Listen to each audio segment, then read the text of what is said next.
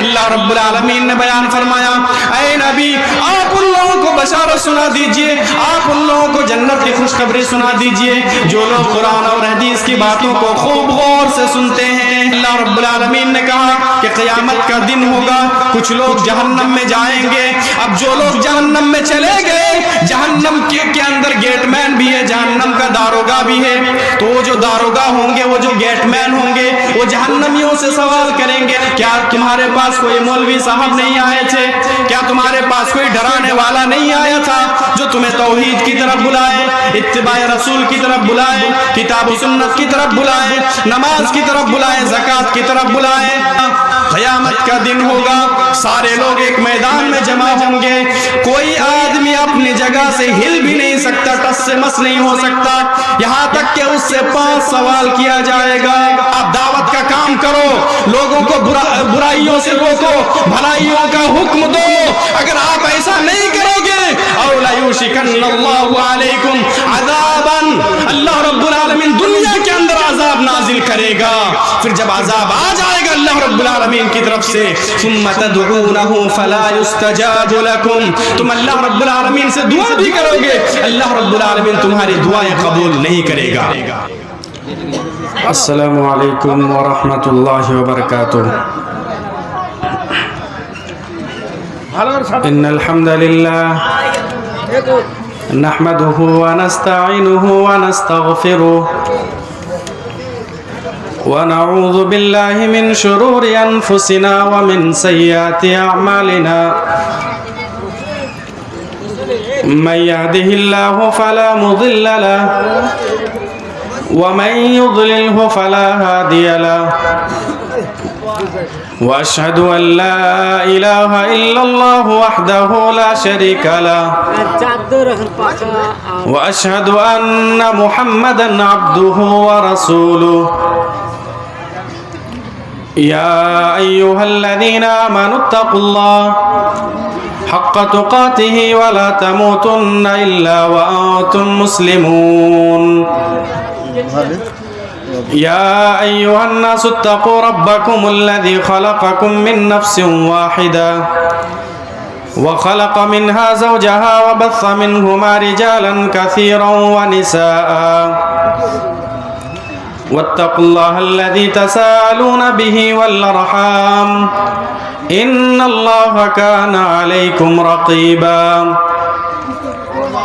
يا أيها الذين آمنوا اتقوا الله وقولوا قولا سديدا يصلح لكم أعمالكم ويغفر لكم ذنوبكم، ومن يطع الله ورسوله فقد فاز فوزا عظيما، أما بعد فإن خير الحديث كتاب الله وخير الهدي هدي محمد صلى الله عليه وسلم، وشر الأمور محدثاتها وكل محدثة بدعة وكل بدعة ضلالة وكل ضلالة في النار۔ أعوذ بالله من الشيطان الرجيم، بسم الله الرحمن الرحيم، فبشر عباد الذين يستمعون القول فيتبعون أحسنه، أولئك الذين هداهم الله وأولئك هم أولو الألباب۔ وقال النبي صلى الله عليه وسلم من يأخذ عني هؤلاء الكلمات فيعلم بهن أو يعلم من يعمل بهن، فقال أبو هريرة فقلت أنا يا رسول الله، قال فأخذ بيدي فعد 5: اتق المحارم تكن أعبد الناس، وأرض بما قسم الله لك تكن أغنى الناس، وأحسن إلى جارك تكن مؤمنا، وأحب للناس ما تحب لنفسك۔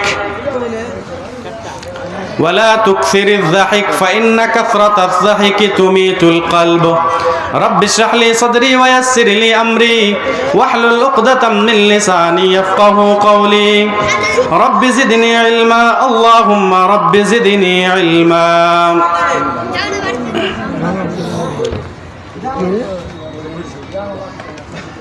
نہایت سے محترم و مکرم صدر اجلاس، اسٹیج پر موجود علماء اکرام، سامعین اعظام، محترم بزرگوں، دوستوں، دینی اور ملی بھائیوں، خطبہ مسنونہ کے بعد قرآن حکیم کی ایک آیت اور نبی اکرم صلی اللہ علیہ وسلم کی ایک حدیث آپ لوگوں کے سامنے پڑھی گئی ہے. انشاءاللہ یہ جو حدیث ہے، یہ حدیث ترمذی شریف کتاب الزہد کے اندر یہ حدیث موجود ہیں. اور آج جو میرا عنوان رہے گا، جو میرا موضوع رہے گا، بس یہی حدیث، جو حدیث آپ کے سامنے پڑھی گئی ہے، انشاءاللہ اللہ رب العالمین کی توفیق سے، اس کی مدد سے میں ترجمہ کروں گا، تفسیر کروں گا. اسی طریقے سے اس حدیث کے اندر جو بھی میسج ہے، جو بھی پیغامات ہے، جو بھی نکات ہے، میں آپ کے سامنے انشاءاللہ رکھنے کی کوشش کروں گا اور رکھوں گا، اور اپنی بات پھر ختم کر دوں گا انشاءاللہ. میرے بھائیوں، غور سے سنیے. یہ جو پروگرام سجایا جاتا ہے، بہت محنت سے، بہت مشکل سے سجایا جاتا ہے پروگرام.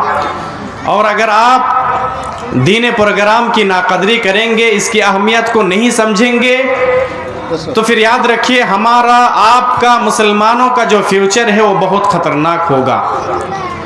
گویا کہ ہم اور آپ قرآن اور حدیث سے آگے بڑھنے کی کوشش کر رہے ہیں. یہاں اسٹیج سے قال اللہ قال الرسول کی بات ہوتی ہے، اور ہم اور آپ سڑکوں پہ گھومیں، دکانوں پہ گھومیں، چکر لگائے، تو یقین مانیے یہ اچھی بات نہیں ہے.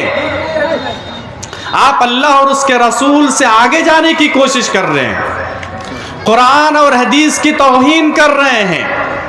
صحابہ اکرام بیان فرماتے ہیں کہ جب اللہ کے نبی صلی اللہ علیہ وسلم بات کرتے، قرآن اور حدیث سے ہمیں واعظ و نصیحت فرماتے، حدیث کے الفاظ یہ ہے کأن علی رؤوسنا الطیر، گویا کہ ہمارے سروں کے اوپر پرندہ بیٹھا ہوا ہے. اتنا غور سے صحابہ اکرام پیارے نبی صلی اللہ علیہ وسلم کی باتوں کو سنتے تھے. سروں کے اوپر پرندہ بیٹھا ہوا ہے. کیا مطلب؟ آپ کے سر کے اوپر اگر پرندہ بیٹھا ہوا ہے، آپ اگر ذرا سا ہلیں گے، تھوڑا سا بھی ہلیں گے، تو پھر یہ پرندہ اڑ کے بھاگ جائے گا. صحابہ اکرام بیان فرماتے ہیں کہ جب بھی نبی اکرم صلی اللہ علیہ وسلم ہمیں واعظ و نصیحت فرماتے، ہم لوگ بہت ہی کان لگا کر غور سے سنتے، اور سننا چاہیے. اگر ہم اور آپ نہیں سنیں گے تو گویا کہ ہم اور آپ اللہ اور اس کے رسول سے آگے بڑھنے کی کوشش کر رہے ہیں. آئیے جو حدیث آپ کے سامنے پڑھی گئی ہے، میں اس کا ترجمہ میں آپ کے سامنے پیش کرتا ہوں. حضرت ابو ہریرہ رضی اللہ تعالی عنہ بیان فرماتے ہیں کہ ہم لوگ نبی اکرم صلی اللہ علیہ وسلم کے پاس موجود تھے. صحابہ اکرام کا جمع غفیر تھا، صحابہ اکرام کی بہت بڑی بھیڑ تھی. بہت سارے صحابہ اکرام نہایت ادب و احترام کے ساتھ اللہ کے نبی صلی اللہ علیہ وسلم کے ساتھ بیٹھے ہوئے تھے. اچانک نبی اکرم صلی اللہ علیہ وسلم کھڑے ہوتے ہیں اور واعظ و نصیحت کرنا شروع کر دیتے ہیں، اور فرماتے ہیں، حدیث کے الفاظ یہ ہیں، من یأخذ عنی ہؤلاء الکلمات، کون ہے جو مجھ سے ان چند کلمات کو لے، مجھ سے ان چند جملے کو لے، مجھ سے ان مسائل کو لے. اچھا، لینا نہیں ہے. نبی اکرم صلی اللہ علیہ وسلم نے ارشاد فرمایا فَيَعْمَلُ بِهِنَّ، سننے کے بعد پھر ان کے اوپر عمل کرنا پڑے گا، ان مسائل کو اپنی زندگی میں نافذ کرنا پڑے گا. سمجھ میں کیا آیا؟ ہم اور آپ قرآن اور حدیث کی بات سنیں گے تو صرف سننا نہیں ہے، اصل سننا نہیں ہے، سننے کے بعد اس کے اوپر عمل کرنا یہ اصل ہے. بہت سارے لوگ کیا بولتے ہیں کہ اللہ رب العالمین نے ہمیں آپ کو مسلمانوں کو دو کان دیا ہے. کیوں دو کان دیا ہے؟ ایک کان سے سننے کا، دوسرے کان سے نکال دینے کا. اس لیے اللہ رب العالمین نے دو کان دیا ہے؟ نہیں نہیں نہیں میرے بھائی، اللہ رب العالمین نے ہمیں اور آپ کو دو کان اس لیے دیا ہے کہ ہم زیادہ سے زیادہ قرآن اور حدیث کی باتوں کو سنیں، اس کے اوپر عمل کریں. اس لیے اللہ رب العالمین نے ہمیں اور آپ کو دو کان دیا ہے. لیکن ہمارے ساتھ مسئلہ کیا ہے؟ ہم نے رویہ بنا لیا، ہم نے عادت بنا لی، بس ایک طرف سے سننا ہے اور ایک کان سے سننا ہے، دوسرے کان سے نکال دینا ہے. اب دیکھیے تقریروں کی کمی نہیں ہے، آج جلسوں کی کمی نہیں ہے، سب کے ہاتھ میں اسمارٹ فون ہے، وہ تقریریں بھی سنتا ہے، واعظ و نصیحت بھی سنتا ہے، خطبے کا جمعہ خطبے کے اندر جمعہ بھی ہم اور آپ سنتے ہیں، جمعہ میں خطبے بھی ہم اور آپ سنتے ہیں، لیکن عملی میدان میں نہیں ہے. اللہ کے نبی صلی اللہ علیہ وسلم نے جب یہ بات بیان فرمائی، بہت سارے صحابہ اکرام کھڑے ہو گئے. ہاں اللہ کے نبی بتائیے، ہاں اللہ کے نبی بتائیے. نبی اکرم صلی اللہ علیہ وسلم نے شرط لگا دی، من یاخذ عنی ہؤلاء الکلمات فیعمل بہن. کون ہے جو مجھ سے ان چند کلمات کو لے، ان مسائل کو لے، یہ جملے لے. اچھا صرف لینا نہیں ہے، صرف سننا نہیں ہے. اللہ کے نبی صلی اللہ علیہ وسلم نے کہا فَيَعْمَلُ بِهِنَّ، سننے کے بعد پھر اس کے اوپر عمل بھی کرنا ہے. اب بہت سارے ہاتھ نیچے ہو گئے، پتہ نہیں اللہ کے نبی صلی اللہ علیہ وسلم کیا باتیں بیان کریں گے. میرے بھائیوں، آپ سن رہے ہیں قرآن اور حدیث کی باتیں، میں آپ کو مبارکباد دینا چاہتا ہوں. ادھر آپ نظر دوڑائیے، دیکھیے کتنے لوگ ادھر ادھر چکر لگا رہے ہیں، گھوم رہے ہیں. وہ لوگ اپنے آپ کو عقل مند سمجھ رہے ہیں، ہوشیار سمجھ رہے ہیں. ہم تو بہت چالاک ہیں، یہ بیوقوف لوگ ہیں، پاگل لوگ ہیں، بس وہاں پر بیٹھے ہوئے ہیں، قرآن اور حدیث کی باتیں سن رہے ہیں. نہیں، آپ لوگ ہوشیار ہیں، آپ لوگ عقل مند ہیں. آپ لوگوں کو اللہ رب العالمین نے ہدایت یافتہ کہا. آئیے خطبہ مسنونہ کے بعد جو آیت کریمہ پیش کی گئی، میں اس کا ترجمہ کرتا ہوں. اللہ رب العالمین نے کہا فَبَشِّرْ عِبَادِ الَّذِينَ يَسْتَمِعُونَ الْقَوْلَ فَيَتَّبِعُونَ أَحْسَنَهُ. یہ سورۃ الزمر کی آیت ہے. اللہ رب العالمین نے بیان فرمایا، اے نبی آپ ان لوگوں کو بشارت سنا دیجئے، آپ ان لوگوں کو جنت کی خوشخبری سنا دیجئے جو لوگ قرآن اور حدیث کی باتوں کو خوب غور سے سنتے ہیں. جہاں کہیں بھی باتیں ہوتی ہے، دینی مجلس قائم ہوتی ہے، وہ لوگ وہاں پر جمع ہوتے ہیں، سنتے ہیں. فَيَتَّبِعُونَ أَحْسَنَهُ، اور جو اچھی باتیں مل جاتی ہے، جو قرآن اور حدیث کی باتیں مل جاتی ہے، پھر اس کے اوپر وہ عمل کرتے ہیں. کیا پتہ چلا اس حدیث سے اور اس آیت سے کہ صرف سننا نہیں ہے، سننے کے بعد پھر اس کے اوپر عمل کرنا ہے. اب اس آیت کریمہ کے اندر اللہ رب العالمین نے آگے کیا بیان فرمایا سنیے. اولئک الذین ھداھم اللہ واولئک ھم اولو الالباب. اللہ رب العالمین نے کہا، ہمارے بارے میں کہا، آپ کے بارے میں کہا، آپ سننے کے لیے آئے، آپ کے بارے میں اللہ رب العالمین نے بیان فرمایا اولئک الذین ھداھم اللہ، یہی وہ لوگ ہیں جو ہدایت یافتہ ہے. وہ لوگ ہدایت پر نہیں ہیں جو دکان لگا کے بیٹھے ہوئے ہیں، وہ لوگ ہدایت پر نہیں ہیں جو دکانوں پہ شاپنگ کر رہے ہیں، وہ لوگ ہدایت پر نہیں ہیں جو جلسہ میں آتے ہیں اور غبارے خریدتے ہیں، جلابیاں خریدتے ہیں. آپ کو اللہ رب العالمین نے کہا کہ آپ لوگ ہدایت پر ہیں. کم سے کم آپ قرآن اور حدیث کی باتوں کو سن تو رہے ہیں. کیا پتا کہ آپ کوئی بات سنیں گے، کوئی آیت سنیں گے، کوئی حدیث سنیں گے، اللہ رب العالمین آپ کے دل و دماغ کے اندر اتار دے، آپ عمل کرنے کے لیے تیار ہو جائے. تو اللہ رب العالمین نے کہا فَبَشِّرْ عِبَادِ الَّذِينَ يَسْتَمِعُونَ الْقَوْلَ فَيَتَّبِعُونَ أَحْسَنَهُ. اے نبی آپ ان لوگوں کو جنت کی بشارت سنا دیجئے، خوشخبری سنا دیجئے جو لوگ باتوں کو خوب غور سے سنتے ہیں، پھر جو اچھی باتیں مل جاتی ہیں اس کے اوپر عمل کرتے ہیں، یہی وہ لوگ ہیں جو ہدایت یافتہ ہے. اللہ رب العالمین نے ایک اور بات کہی، سنیے، ہم سنیں گے ہمارے دل کو اطمینان ملے گا. اللہ رب العالمین نے کہا وَأُولَئِكَ هُمْ أُولُو الْأَلْبَابِ، یہی وہ لوگ ہیں جو عقل مند ہیں، یہی وہ لوگ ہیں جو ہوشیار ہیں. خوش ہو جائیے. اللہ رب العالمین نے ہمیں ہوشیار کہا, اللہ رب العالمین نے ہمیں عقل مند کہا, آپ کو اللہ رب العالمین نے عقل مند کہا. آج سماج کے اندر, معاشرے کے اندر عقل مند کس کو مانا جاتا ہے؟ جو 10,000 کو 20,000 بنا لے, جو 50,000 کو 1,00,000 چٹکی میں بنا لے, جو کسی کو بھی ٹھگ سکے, اس کی ٹوپی اس کے سر کر سکے. ہم اور آپ اسے عقل مند سمجھتے ہیں, اسے ہوشیار سمجھتے ہیں. لیکن اللہ رب العالمین کی نظر میں, شریعت کی نظر میں عقل مند انسان وہ ہیں جو قرآن اور حدیث کی باتوں کو سنتے ہیں, پھر اس کے اوپر عمل کرتے ہیں. اللہ نے کہا یہی وہ لوگ ہیں جو ہدایت یافتہ ہے, اور یہی وہ لوگ ہیں جو عقل مند ہیں. تو نبی اکرم صلی اللہ علیہ وسلم نے حدیث کے اندر کیا بیان فرمایا؟ مَن یاخذ عنی ہؤلاء الکلمات فیعمل بہن. قرآن اور حدیث کی باتوں کو صرف سننا نہیں ہے, سننے کے بعد اس کے اوپر عمل بھی کرنا ہے. آپ سن رہے ہیں, اگر آپ عمل نہیں کریں گے تو قیامت کے دن مرنے کے بعد آپ کو جہنم میں جانا پڑے گا.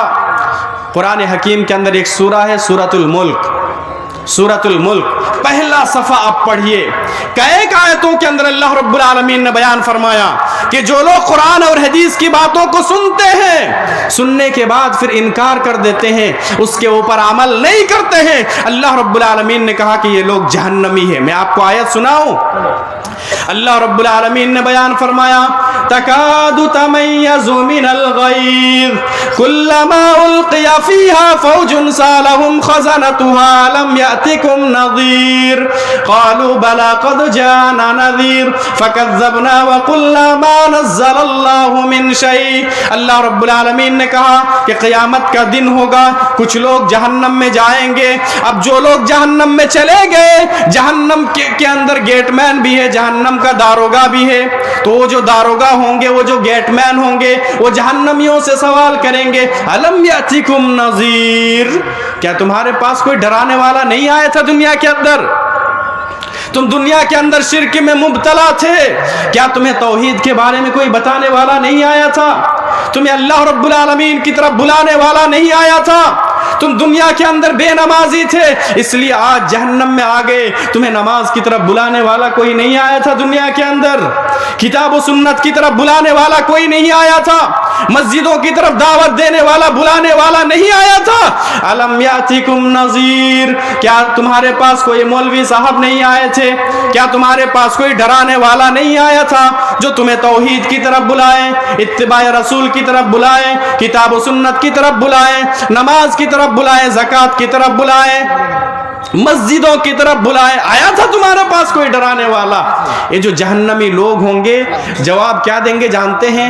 قالوا بلا قد جاءنا نذیر, ہاں ہمارے پاس تو ڈرانے والا آیا تھا, ڈرانے والا آیا تھا, مولوی صاحب آیا تھا آپ کے پاس, توحید کے بارے میں بتایا تھا, شرک کے بارے میں بتایا تھا, ہاں بتایا تھا, تو پھر جہنم میں کیسے آ گئے؟ جواب کیا دیں گے جانتے ہیں؟ قالوا بلا قد جاءنا نذیر فکذبنا وقلنا ما نزل اللہ من شیء. لیکن ہم نے تو سنا قرآن اور حدیث کی باتوں کو, پھر ہم ماننے سے انکار کر دیا, ہم نے جھٹلا دیا, اس لیے آج ہم جہنم میں آ گئے. اللہ الصمد. میرے بھائیوں, آپ لوگ غور کر رہے ہیں, جو لوگ قرآن اور حدیث کی باتوں کو سنتے ہیں لیکن اس کے اوپر عمل نہیں کریں گے, انکار کر دیں گے, جھٹلا دیں گے. اچھا, لوگوں کا جملہ کیا ہوتا ہے جانتے ہیں؟ ارے یہ مولانا لوگوں کا کام ہوتا ہے بولنا, یہ تو بولیں گے سود کے بارے میں, یہ تو بولیں گے سود و بیاج کے بارے میں, حرام خوری کے بارے میں, زنا کے بارے میں, بدکاری کے بارے میں, شرک کے بارے میں, ان کا کام ہے بولنا. اور ہمارا بھی رویہ وہی بن چکا ہے. ہم جب تک مجلس میں ہیں ہمارا ایمان تازہ رہتا ہے.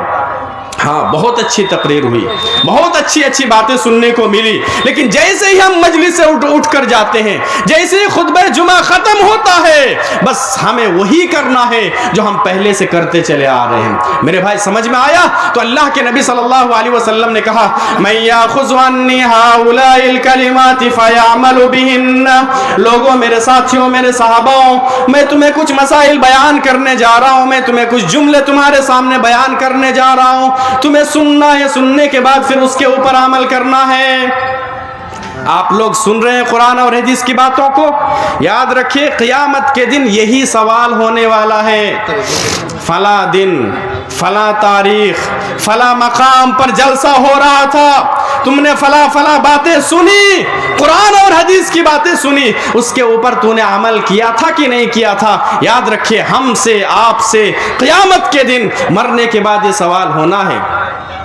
ترمذی شریف کے اندر یہ حدیث موجود ہے، نبی اکرم صلی اللہ علیہ وسلم نے ارشاد فرمایا لا تزال قدم ابن آدم یوم القیامت من عند ربه حتى يسأل عن خمس، عن عمره فيما افنى وعن شبابه فيما ابلى۔ لمبی حدیث ہے، نبی اکرم صلی اللہ علیہ وسلم نے بیان فرمایا قیامت کا دن ہوگا، سارے لوگ ایک میدان میں جمع ہوں گے، کوئی آدمی اپنی جگہ سے ہل بھی نہیں سکتا، ٹس سے مس نہیں ہو سکتا، یہاں تک کہ اس سے 5 سوال کیا جائے گا، ہم سے، آپ سے، دنیا کے سارے مسلمانوں سے، سارے لوگوں سے۔ جب تک 5 سوال نہیں ہو جاتا کوئی شخص اپنی جگہ سے ہل بھی نہیں سکتا مرنے کے بعد قیامت کے دن۔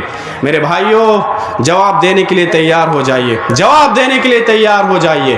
کیا سوال ہوگا ابھی ہم انشاءاللہ بتائیں گے، اور جب آپ کو پتہ چل گیا کہ کیا سوال ہونا ہے تو پھر تیاری کرنے کے لیے آپ کے لیے اور بھی بہت زیادہ آسان ہو گیا۔ اب آپ آسانی کے ساتھ تیاری کر سکتے ہیں۔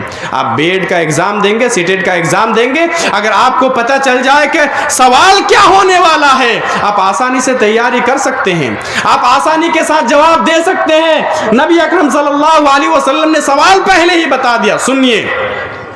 اللہ کے نبی صلی اللہ علیہ وسلم ارشاد فرماتے ہیں عن عمرہ فیما افنا، قیامت کا دن ہوگا، اللہ رب العالمین کی طرف سے سب سے پہلا سوال عمر کے بارے میں ہوگا۔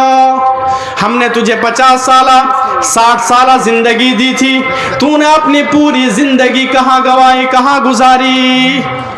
میرے بھائیوں ہماری زندگی کے بارے میں اللہ رب العالمین پوچھے گا۔ 60 سالہ 50 سالہ 70 سالہ زندگی ملی تھی، جواب دے میرے بندے، سب سے پہلے تو جواب دے، اس کے بعد اپنی جگہ سے تو ہل سکتا ہے، اپنی زندگی کہاں گزار کے آئے ہو؟ میرے بھائیوں، میرے عزیزوں، میرے بزرگوں، میرے دوستوں، یہ جو زندگی ملی ہے نا یہ اللہ رب العالمین کی امانت ہے، یہ مختصر سی زندگی ملی ہے۔ اللہ رب العالمین کو راضی کرو، اللہ رب العالمین کو خوش کرنے کے لیے زندگی صرف کرو، اللہ رب العالمین کو راضی کرنے کی کوشش کرو۔ کتنے سال آپ جئیں گے دنیا کے اندر، کتنے سال جئیں گے؟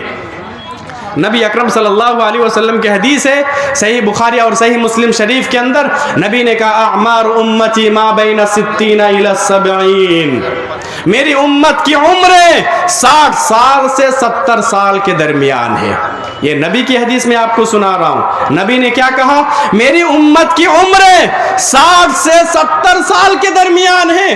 نبی اکرم صلی اللہ علیہ وسلم نے ایک اور جملہ کہا وَأَقَلُّهُم مَّن يَجُوزُ ذَلِكَ، بہت تھوڑے لوگ ہوتے ہیں جو اس حد کو پار کرتے ہیں، اس حد کو تجاوز کرتے ہیں۔ میں آپ کو سوال کرتا ہوں یہاں پر کتنے لوگ ہوں گے جو 80 سال کے ہیں؟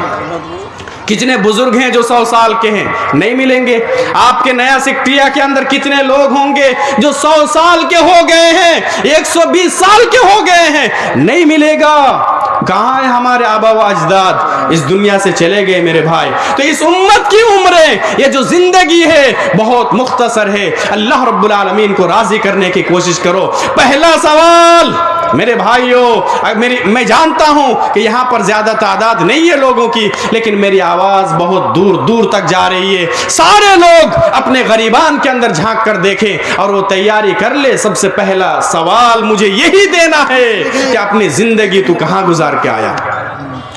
ان عمرہ فیما افنا، پہلا سوال زندگی کے بارے میں ہوگا۔ وان شبابہ فیما بلا، دوسرا سوال جوانی کے بارے میں ہوگا۔